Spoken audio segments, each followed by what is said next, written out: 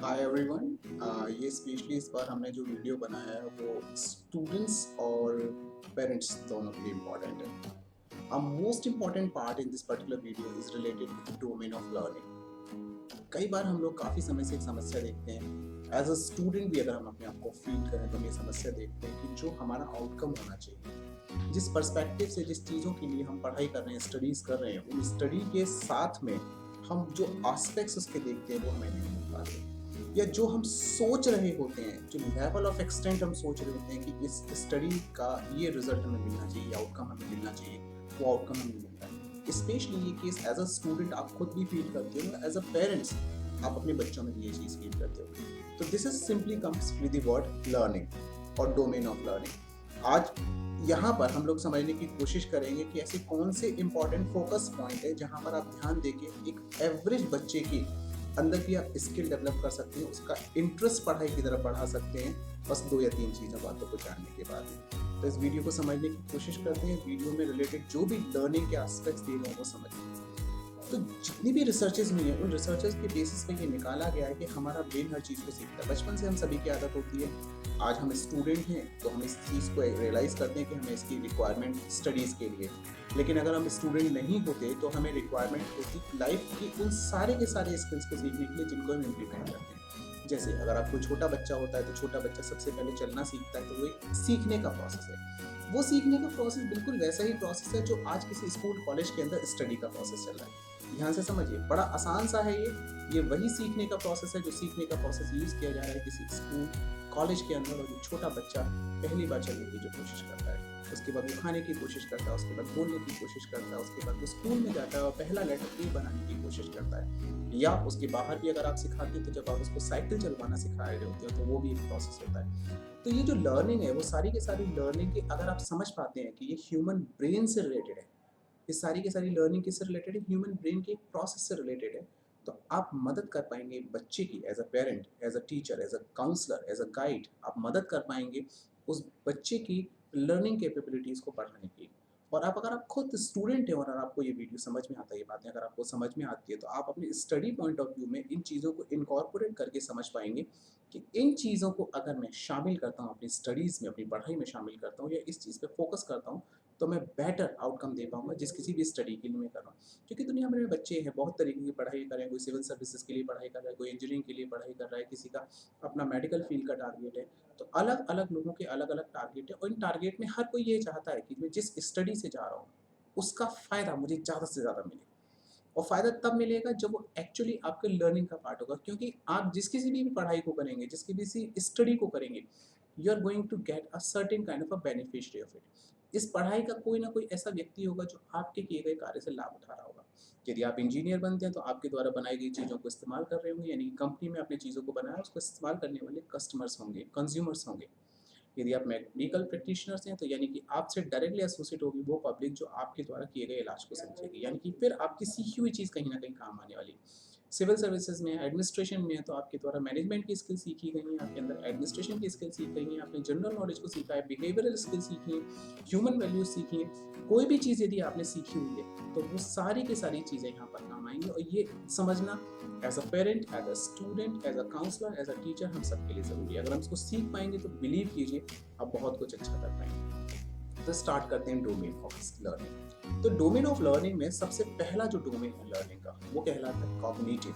बड़ा साधारण सा अक्षर है कॉग्निटिव। कॉग्निटिव आपके मेंटल इंटेलेक्ट पर काम करता है। यदि एक ही कमरे के अंदर आप बैठे हुए हो और बैठने के बाद आप कितनी चीज़ों को रियलाइज कर पाते हैं, फील कर पाते हैं, महसूस कर पाते हैं और उनसे चीज़ों को सीखते हैं, तो that is called as a cognitive learning. और ध्यान से समझिएगा, ये किसी किताब का हिस्सा नहीं है, ये आपके ब्रेन का प्रोसेस है। आपका ब्रेन बचपन से ही जब भी अपने आसपास होता है, अपने एनवायरनमेंट के आसपास की चीज़ों को देखने और समझने की कोशिश करता है। और जब वो देखने और समझने की कोशिश करता है, अपने हिसाब से उनको इंटरप्रेट करता है, अपने हिसाब से उनको डेवलप करता है, उनके कंसेप्ट को डेवलप करता है। ये आपका इंटेलेक्ट कहलाता है, ये कहलाती है कॉग्निटिव लर्निंग। कॉग्निटिव लर्निंग की वजह से ही आप अपने एनवायरनमेंट की चीज़ों को सीख पाएंगे। जब आप बिल्कुल छोटे बच्चे थे, बिल्कुल आपने शुरुआत करी थी, तब अपने आसपास की चीज़ों को आप नहीं जानते थे, आप बेड को नहीं जानते थे, टेबल को नहीं जानते थे, वॉल्स को नहीं जानते थे, डोर्स को नहीं जानते थे, किसी भी चीज़ को नहीं जानते थे। लेकिन आपने कॉग्निटिव लर्निंग के थ्रू इन चीज़ों को इनके यूज़ के साथ इनको पहचानना शुरू किया। और ध्यान से देखिए, आज तक आप इनमें से किसी भी चीज़ के बारे में कभी कंफ्यूज नहीं होते हैं, क्योंकि आप जानते हैं चेयर का इस्तेमाल कैसे किया जाता है, बेड का इस्तेमाल कैसे किया जाता है, डाइनिंग टेबल का इस्तेमाल कैसे किया जाता है, स्पून चम्मच का इस्तेमाल कैसे किया जाता है। तो ये सब आपने अपने एनवायरनमेंट में कॉम्बिनेशन के थ्रू आपने इनको समझा और जाना। अब यही चीज़ कहाँ काम आती है, यही चीज़ पढ़ाई में काम आती है। जब आप स्टडीज़ कर रहे होते हैं तो स्टडीज़ में बहुत बड़ा पैराग्राफ आपके सामने लिखा हुआ है, पढ़ रहे हैं उसे। तो अगर आपके अंदर कॉग्निटिव लर्निंग स्किल है, अगर आप अपनी कॉग्निटिव लर्निंग स्किल को पहचान पाएंगे तो उस पूरी के पूरे पैराग्राफ में से वो सारे कीवर्ड्स आप ढूंढ पाएंगे, जिन कीवर्ड्स की मदद से आप यहाँ पर हेल्प कर पाएंगे अपने आप को समझाने में, अपना खुद का कॉग्निशन डेवलप कर पाएंगे। जैसे कि आपने स्पून से समझ लिया था कि इसका यूज़ कैसे किया जाता है। नेक्स्ट अगर आप चाहते चलते हैं, इसी तरीके से कोई आपको लेक्चर दे रहा है, जैसे सपोज कीजिए आप मेरा वीडियो सुन भी रहे हैं, तो इस वीडियो के अंदर भी आपकी कॉग्निटिव लर्निंग वाला पार्ट काम कर रहा है। कॉग्निटिव लर्निंग का पार्ट यानी मेरे शब्दों से आप समझने की कोशिश कर रहे हैं और इंटरप्रेट करने की कोशिश कर रहे हैं कि ये मेरे लिए वीडियो किस तरीके से हेल्पफुल है, कहाँ मेरी मदद करने वाला है, मेरा कॉग्निशन कैसे काम करेगा, और इनमें से कौन से शब्द ऐसे हैं, कौन से वर्ड्स ऐसे हैं, कौन सा सेंटेंसेस ऐसे हैं जो सेंटेंसेस मुझे किसी तरीके की नॉलेज दे रहे हैं। जैसे सक्सेस, आपने आपका कॉग्निटिव लर्निंग ने काम किया कि यहाँ इस वीडियो का रिलेशन किससे, सक्सेस से, तो ये कॉग्निटिव लर्निंग हो गई। आपने यहाँ पे देख लिया कि मैं सिविल सर्विसेज, मैंने कीवर्ड यूज़ किया, तो सिविल सर्विसेज की मैं तैयारी कर रहा हूँ, तो ये मेरी कॉग्निटिव लर्निंग हो गई। मैं इंजीनियरिंग की तैयारी कर रहा हूँ and I want to really become a good engineer, मैं एक अच्छा इंजीनियर बनना चाहता हूँ, ये कॉग्निटिव लर्निंग हो गई। आपने मेरे यहाँ टर्म निकाल लिया और समझने की कोशिश करी कि अब मुझे इस पूरे वीडियो से क्या फ़ायदा मिलने वाला है। तो सबसे पहला पार्ट है as a parent, as a student, अब दोनों लोगों के लिए सबसे इंपॉर्टेंट पार्ट है कॉग्निटिव लर्निंग, यानी कि आप ये पहचानिए कि जब भी आपके सामने कोई कंटेंट आता है, किसी भी तरीके का कंटेंट आता है, आपके सामने कोई एनवायरनमेंट आता है, तो उस एनवायरनमेंट से आप कितना रिसीव कर पा रहे हैं।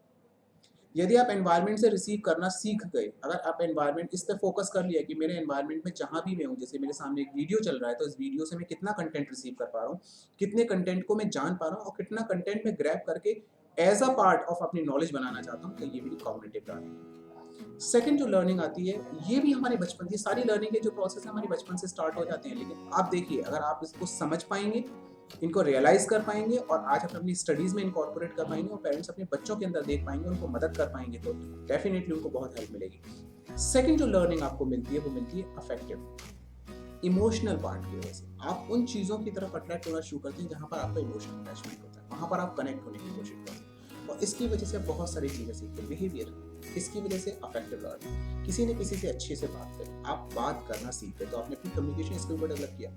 हाय, हेलो, हाउ आर यू, कैसे हैं आप, आइए बैठिए उठिए, ये अफेक्टिव लर्निंग है। अफेक्टिव लर्निंग का मतलब आपने किसी को देखा, देखने के बाद आप इमोशनली उससे अटैच हुए, आपने उसको सीखा। ये ब्रेन का एक हिस्सा है, इमोशनल पार्ट आपका काम करता है, जहाँ पे उसने आपको देखा, आपका अटैचमेंट हुआ और इमोशन की वजह से आपने वो चीज़ को अडॉप्ट कर लिया एंड स्टार्टेड डूइंग। तो अफेक्शनेट, आप जिन जिन चीज़ों से, ये फिजिकल भी हो सकती है, नॉन फिजिकल भी हो सकती है, टेंजिबल भी हो सकती है, नॉन टेंजिबल, जिनको छुआ जा सकता नहीं, तो अफेक्टिव लर्निंग जो होती है ये भी अपना बहुत बड़ा पार्ट होता है। कॉग्निटिव लर्निंग में अफेक्टिव लर्निंग का बहुत बड़ा रोल होता है, क्योंकि अफेक्ट जहाँ पे होने लगते हैं, जहाँ पर आप अफेक्शनेट होते हैं, आपका इमोशनल कंटेंट काम करने लगता है, वहाँ पर आप शुरू कर देते हैं चीज़ों के बारे में जानना और सोचना और उनका इम्प्लीमेंटेशन करना।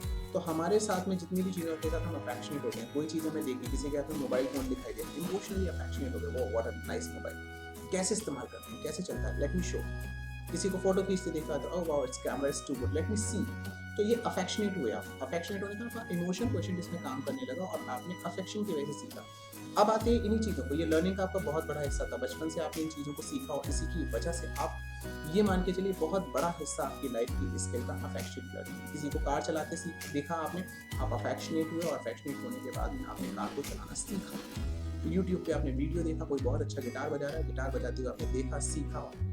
तो ये अफेक्शनेट लर्निंग होती है, जिसमें आप अफेक्शनेट होते हैं, इमोशनल कंस्ट्रेंट आपका जो होता है और आपके साथ जुड़ाव के साथ उसको सीखना से। तो अब यहाँ पर आपकी स्टडीज़ में इंपॉर्टेंट ये है कि जिन चीज़ों के लिए आप डेस्परेट हैं, ध्यान से देखिएगा, जिन चीज़ों के लिए आप डेस्परेट हैं, इमोशनली अटैच्ड हैं, आप अपने इमोशनल अटैचमेंट की मदद से उस चीज़ को सीख सकते हैं। तो आपको अपना इफेक्टिव पार्ट जो है, उस इफेक्टिव पार्ट को कंसंट्रेट करना है उन डायमेंशंस में, उन डोमेन्स में जहाँ पर आप अफेक्शनेट होते हैं, और जहाँ पर आप अफेक्शनेट होते हैं वहाँ पर आप बहुत अच्छा सीख पाते हैं। और ये उदाहरण आप अपने बचपन से देख सकते हैं। हम पेरेंट्स की तरह बोलना शुरू करते हैं क्योंकि हम उनसे अफेक्शनेट होते हैं, जैसे वो बोलते हैं वैसे हम बात करते हैं, दे अफेक्शनेट लर्निंग है, यहाँ से हम सीखते हैं। तो ये बहुत इंपॉर्टेंट पार्ट है। तो पेरेंट्स ध्यान दें कि बच्चों का इंटरेस्ट, बच्चे किस चीज़ को लव करते हैं, in which field they are looking, वो देख रहे हैं, महसूस कर रहे हैं, फैंटसाइज हो रहे हैं। तो अगर ऐसे कोई सेक्शंस हैं और आप भी अपने आप को रियलाइज़ कीजिए, अगर ऐसे कोई सेक्शंस आपके साथ में आते हैं तो उनके उसके साथ आप जुड़े, उनके साथ आप एक कनेक्ट बनाए और कनेक्ट बनाने के बाद में उस डोमेन में अगर आप काम करना शुरू करेंगे तो आपकी अफेक्टिव लर्निंग वाला पार्ट कंप्लीट होगा। Now moving to the next which is the psychomotor. तीसरा है साइकोमोटर स्किल। ये साइकोमोटर स्किल है हमारे पास में उन सारी स्किल्स को डेवलप करना कि जो एक्शन में आती है, यानी कि जो चीज़ हम सीखते हैं, समझते हैं और समझने के बाद कर पाते हैं। साइकोमोटर का मतलब ये हुआ कि अगर बच्चा आपको खाना खाते हुए देख रहा है, उसने आपको देखा, समझा, उसको नॉलेज पता चल गई कि खाना कैसे खाया जाता है, लेकिन जब वो खाना अपने हाथ से चम्मच से खाने लगेगा, इसका मतलब है कि उसके अंदर एक स्किल डेवलप होगा and this is called as a motor skill. Motor skill is ability to किसी भी काम को करने की।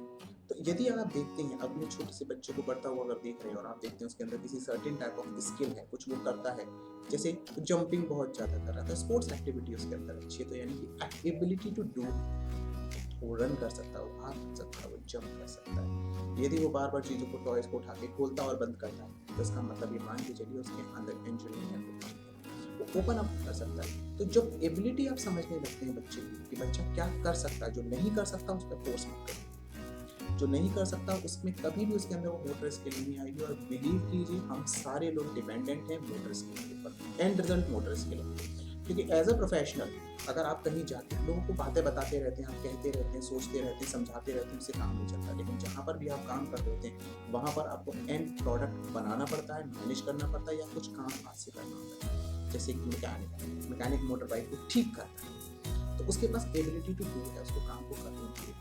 आपके घर में एक सपोज की एग्जाम्पल, बहुत सीधा एग्जाम्पल, आपके घर में कोई मेड आती है और मेड आने के बाद मैं पोछा बहुत अच्छा लगाना चाहता हूँ, ये आपको बता दें, ये उसकी नॉलेज है कि मेरे को पोछा ऐसे लगाया जाता है, पोछा वैसे लगाया जाता है, गर्म पानी यूज़ किया जाता है, ये यूज़ किया जाता है, बहुत सारी बातें उसने बताई। लेकिन अब आप किस पे बिलीव करेंगे? आप बिलीव करेंगे जब वो घर में आते हैं तो because that is what ability of doing. Ultimately knowledge का होना एक अलग पार्ट है, लेकिन उस नॉलेज को यूज करके अगर आप इम्प्लीमेंट कर पा रहे हो, आपके अंदर एबिलिटी है उसको करने की, तो this is called as psychomotor skill.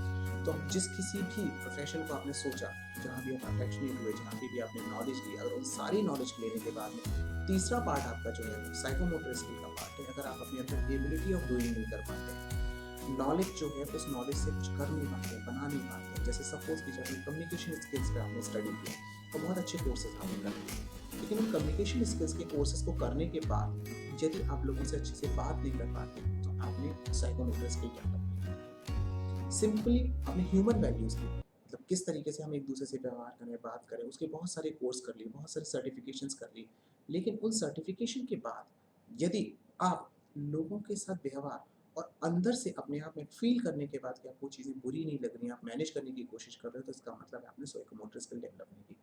तो मोटर स्किल भी आपकी लाइफ का बहुत बड़ा हिस्सा है। जब से आप जन्म लेते हैं और जब तक आप अपने जीवन में रहते हैं, तब तक आप इस मोटर स्किल पे काम करते रहते हैं। हर चीज़ को करने की कला आप सीखते हैं। मोबाइल फ़ोन को यूज़ करना, टीवी को यूज़ करना, टीवी के रिमोट को यूज़ करना, एलेक्सा को यूज़ करना, कार का चलाना, कोई भी चीज़ अगर आप यूज़ कर रहे हैं, आप कर पा रहे हैं किसी काम को अच्छे से, इसका मतलब आपने वो मोटर स्किल डेवलप कर ली। तो इम्पॉर्टेंट है आसपास के एनवायरनमेंट को देख के समझना, चीज़ों को जानना कि मेरे एनवायरनमेंट में क्या-क्या है। ये भी आपकी एक बचपन में हुई चीज़ थी जिसको कि आपने डेवलप किया। अभी आपको अपनी स्टडीज़, कंटेंट, पढ़ाई, लेक्चर, जहाँ भी आप पढ़ रहे हैं, जैसा भी आप काम कर रहे हैं, अगर आपके अंदर ये कॉग्निटिव लर्निंग वाला पार्ट है, तो आप समझ जाएँगे कि मुझे अपने एनवायरनमेंट से चीज़ें, अगर नहीं है तो आपको इस कॉग्निटिव लर्निंग वाले पार्ट पर काम करना है। दूसरा, आप नेचुरली अफेक्टेड होते हैं किसी न किसी चीज़ से, ये आपकी अफेक्टिव लर्निंग कहलाती है और आपकी अफेक्टिव लर्निंग ही आपका एक्चुअल करियर डिसाइड करती है। क्योंकि जिधर आप अफेक्शनेट होते हैं जिन चीज़ों की तरफ, वहाँ पर ही सबसे अच्छा आप कर पाते हैं। तो ये कहलाती है अफेक्टिव लर्निंग। तो ट्राई टू अंडरस्टैंड आप किन चीज़ों के लिए अफेक्शनेट होते हैं, और जिन चीज़ों के लिए आप अफेक्शनेट होते हैं, आप अपनी सारी के सारी नॉलेज डोमेन को उठा के वहाँ लेके आ जाइए। पेरेंट्स को भी मैं यही कहूँगा, वो पहचाने अपने बच्चों के अंदर इस चीज़ को कि जिन चीज़ों से आपका बच्चा अफेक्शनेट होता है, चाहे वो किसी भी एज ग्रुप में हो, अंडर 5 हो, 0 to 5 में हो, 5 to 10 में हो, 10 to 15 में हो, 15 to 20 में हो, जिस किसी भी एज ग्रुप में है वो, जब तक उसका स्टडी स्पैन चल रहा है, तब आप उसको पहचानने की कोशिश करें किसके लिए वो अफेक्शनेट होता है, उसको मदद करें, उसको समझाएं कि आप इसके लिए अफेक्शनेट होते हैं, इन चीज़ों की नॉलेज लीजिए, तभी वो चीज़ होगी। जैसे एग्जाम्पल के तौर पे एक बच्चा मैथ्स है, मैथ्स बहुत अच्छी पढ़ता है, लेकिन maths is ability of doing और राइटिंग समथिंग। अब मैथ्स की एबिलिटी को चेक करने के लिए क्या हुआ, आपने नेशनल लेवल के टेस्टिंग कॉम्पिटिशन्स में बच्चे को पार्टिसिपेट कराया, तो अगर वो उन कॉम्पिटिशन के लिए अफेक्शनेट है, तभी वो कॉग्निटिव लर्निंग अपने एनवायरनमेंट से सीखेगा, सीखने के बाद में उस डोमेन में अफेक्शनेट होगा, अफेक्शनेट होने के बाद में उसमें इम्प्लीमेंटेशन पार्ट में एबिलिटी ऑफ डूइंग करेगा, लिख पाएगा, क्वेश्चन सॉल्व कर पाएगा। तो this is all about 3 domain of learning. First, सबसे इम्पॉर्टेंट, सबसे सिंपल, अपने एनवायरनमेंट को देखिए, समझिए और जानिए, कहते हैं इसको कॉग्निटिव लर्निंग। सेकेंड, जिन चीज़ों को आप अफेक्शनेट होते हो, जिन चीज़ों की इमोशनल पार्ट आपका कंटेंट काम करने लगता है, जिन चीज़ों के लिए अट्रैक्ट होते हो, वो चीज़ें आप बहुत जल्दी सीखते हो। तो आप अपने अफेक्शनेट पार्ट पर ध्यान दीजिए कि कौन सा आपका अफेक्शनेट पार्ट है, कहाँ वो काम करता है, अफेक्शनेट लर्निंग पे काम करता है। तीसरा होता है, जब आपके पास ये दोनों पार्ट आ जाते हैं, आपको अंडरस्टैंडिंग बन जाती है, तो आप जरूर कोशिश कीजिए जो भी आप कर रहे हैं, you can have an ability to do it, आप इसको कर पाए।